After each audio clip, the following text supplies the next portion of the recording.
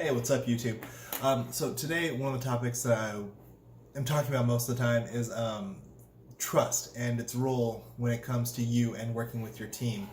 If you're in a leadership role, or if you're not in a leadership role yet, this is what the effect of trust will be to you and your future team. I think, let's start with the definition.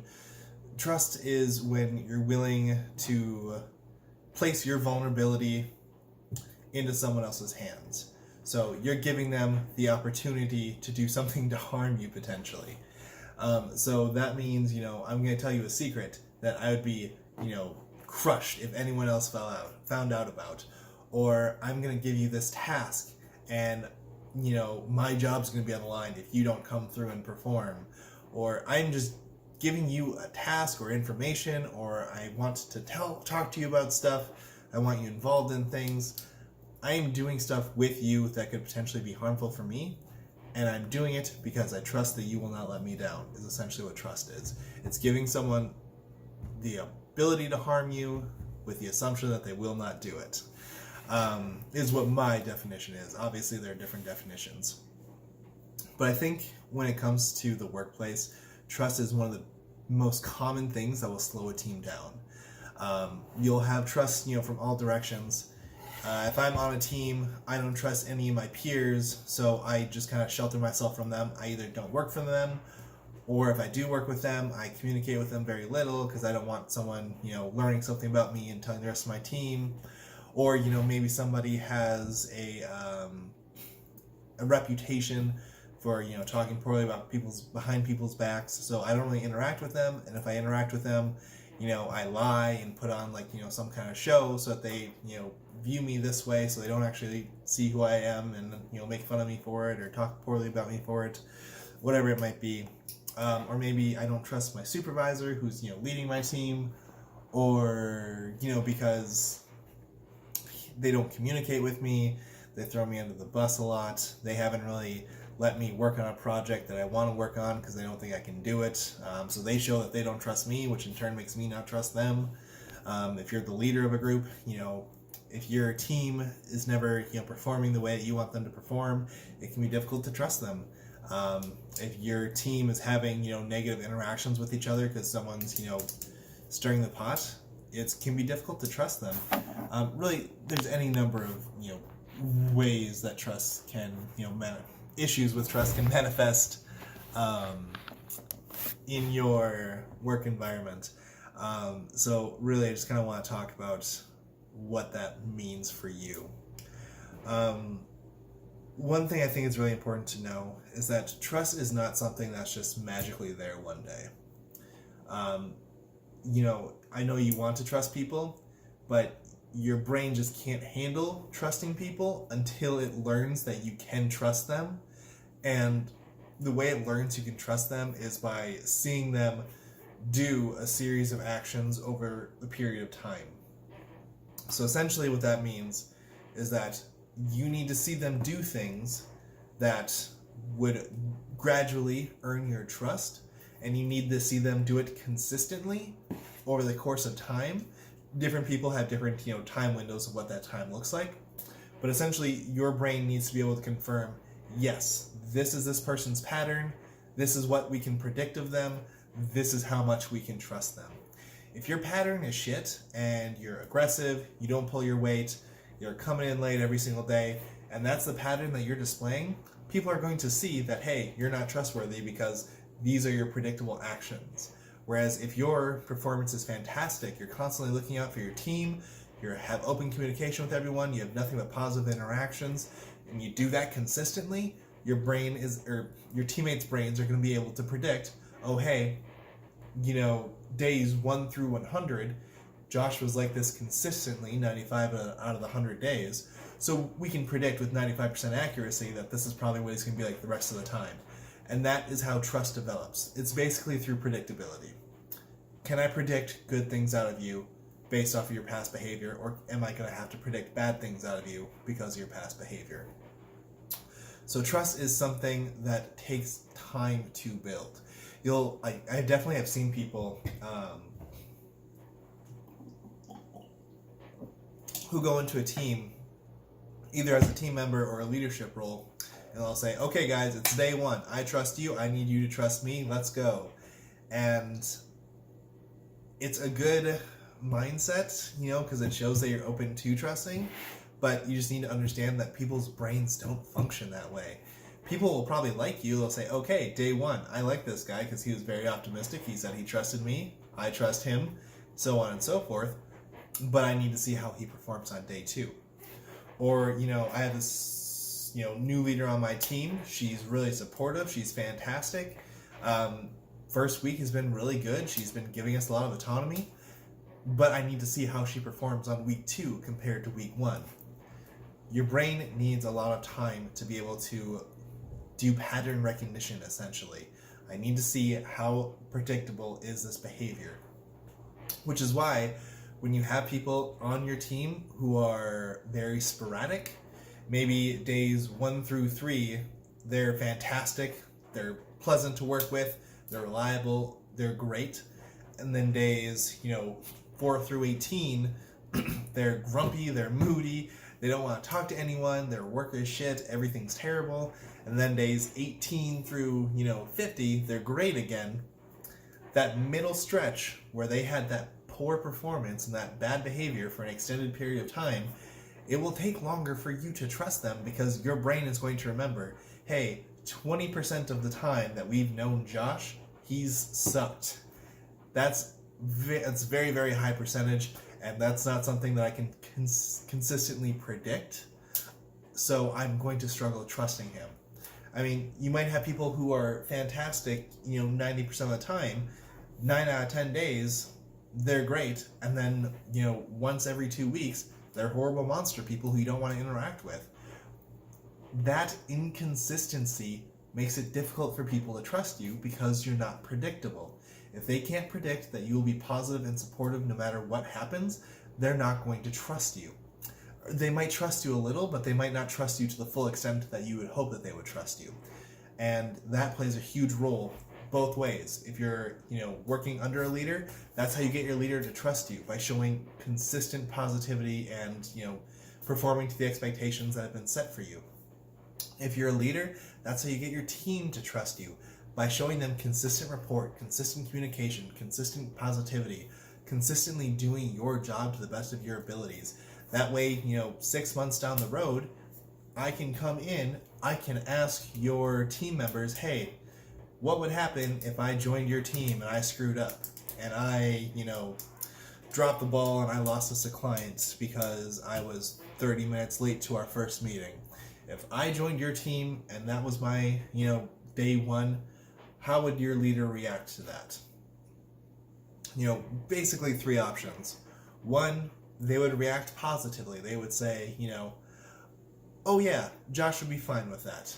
That actually happened to me not too long ago. That actually happened to this other person. Whenever it happens with our team, Josh says, hey, that's a learning opportunity. What did you learn from it? Do better next time. So he's actually okay with that. Obviously, we can't lose clients left and right, but as long as you're learning from your mistakes, Josh is good with it. So that's a positive outcome. There might be a negative outcome where someone says, oh yeah, Josh gets really, really pissed when you lose clients. Like last time that happened, he fired someone on the spot. He gets really angry, he yells consistently, like he tries to keep it cool in here, but then he goes into his office and slams the door, and then you can hear him yelling, or he sends mean texts, like, don't let him know that you lost a client. If that's how my behavior is consistently, that's how people are going to assume I'm going to act, because that's what I did in the past. And people are creatures of habits. Whatever you've done in the past, you are very, very likely to do again in the future. So option A, depending on my behavior, is a good outcome. It's happened before, he responds to it great. Option B, bad outcome. He's responded to it before, shit hits the fan. Option C is I don't know, which in my opinion is like the worst of all, because if your employees don't know how you're going to respond to something, I mean, it might be a brand new situation, where, oh hey, I just crashed into Josh's car and I totaled it. How do you think he's going to respond to that? That's not something that happens every day. So your team can, make their best guesses, but, they can't predict that specific behavior. But if it's something that's pretty consistent that your team should be able to answer, especially if it's happened before in the past, and if they're saying they don't know, that means that they can't predict you well enough. You haven't been consistent, you haven't been around. They don't know enough about you to predict what your behavior would be, which means they don't know enough about you. You haven't been enough of a leader. And that's what sucks. Like, even if you have someone who's a bad leader, but they're consistent, I mean, this shouldn't happen, but this does happen, where a team has a bad leader, and they're consistently bad, and the team can kind of, what's the word I'm looking for? They can operate to compensate around that.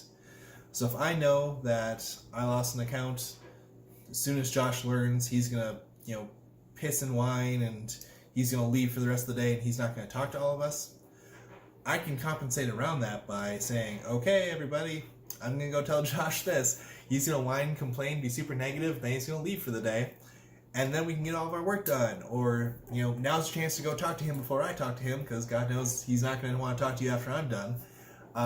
Your team can compensate around that. Again, they absolutely should not have to do that. And if they are having to do that, you have the wrong type of leader in place. But that is at least somewhat functional. The team who just cannot say one way or the other of what's going to happen, assuming that it's not like one of those super, super rare I totaled your car issues, that is where a team really, really breaks down. Because if you can't predict what your coworkers are going to do, based off of your knowledge of their behaviors, that means you don't have enough of background on each other, and you can't trust each other because that background is not there. Or the background is there, and it's so sporadic that it's not predictable, in which case, again, I can't trust you. So that is super, super important to understand about trust. It's about consistency over time. Sometimes it might take a year, sometimes it might take 6 months, sometimes you might have someone who trusts you within 2 weeks if you shove enough action within that 2-week period. But trust takes time, and it takes consistency. You can't say, oh yeah, I've been nice to Johnny 4 times out of last week, why doesn't he trust me yet? Like, that's just not how it works. And then, so as we talk about, how trust is built. I mean, essentially it's a series of actions done over time. They need to be actions that support your team. They need to be actions that show your team that you care about them and you want them to succeed. Sometimes they're not good interactions. Like, I've had team members come up before and they'll say, hey, I'm having this issue, what do I do? And I'll say, I'm not giving you the answer because I trust you and I know that you can figure it out. And then they get frustrated and then they leave and then they work on it for like 4 hours, they find an answer, they do it, and they do it wrong because they come up with the wrong answer. And they come to me and they say, hey, I did this and it was wrong. I'm like, okay, well, what did you learn? Well, I learned A, B, and C, I guess. I'm like, awesome. Do it again. Next time a problem comes up, I'm going to tell them the exact same thing. I don't know the answer, but I know you can figure it out. Even if you get it wrong, that'll be a learning opportunity for you. Go do it. If that's how I consistently respond to that type of issue, my team is going to know Josh trusts me. Josh is okay if I screw up as long as I learn from it. Josh wants me to handle this stuff on my own. And that's fantastic. That's autonomy. That's what I want my team to know that they can have. I want them to handle that stuff on their own. I want them to fail because failure is the best way to learn. Not every failure is going to kill you. Not every failure is going to end your career. Not every failure is going to sink your company. I mean, obviously, if you engage in embezzlement, that will probably end your career. But if you lose an account, if you lose a staff member, if you do something like that, that happens. It does. It doesn't matter how good you are, it's going to happen. So use that as an opportunity to learn. It's not a bad thing, it's a good thing. Got off track. Don't know what I was talking about. Consistency over time. Do good things to support your team so that they can predict good things. If they can predict good things, they can trust you. I think something that's really, really important to know is that, again, it's not natural to immediately build trust. Trust takes time, and you need to actually do stuff for trust to develop. A lot of people will work with people, and they'll just say, oh, hey, I've sat across from you for 3 years. What do you mean you don't trust me? Like, you know me, you know my birthday is, you know what type of cookies I like. What do you mean you don't trust me? It's not just knowing someone, it's knowing their behaviors. If I know you and I know that your behaviors are you're going to sit there and half-ass it for 8 hours a day, I'm not going to trust you. And people come in feeling entitled. They'll say, hey, you've known me for years. Like, you should trust me. And that's not how it works. If I've known you for years and your behaviors have not made it so I can trust you, you're not going to get my trust. Some leaders will come in and they'll say, hey, I've been leading this team for X amount of time now. You all need to trust me. You can't force someone to trust you. You have to earn it. Like, I can't walk up to, whoever's watching this right now. I can't walk up to you in your home and say, hey, listen, I'm in charge of you now, so you need to trust me. You might say, okay, yeah, sure, I trust you. But in the back of your head, you're like, who the fuck is this? I don't trust them. I need to actually see what they do. I think that's where a lot of leaders get caught up, is like they panic. Why doesn't my team trust me? What do I need to do to get my team to trust me? This is the answer. Just do small things that show your team that you value them, you appreciate them, you want to develop them, you're okay with them screwing up. The small things that whatever it is that you want your team to know, find ways to demonstrate it every single day, and then do it every single day consistently for weeks or months. That is how you develop trust. Like, really, it's the small, consistent things that will develop trust.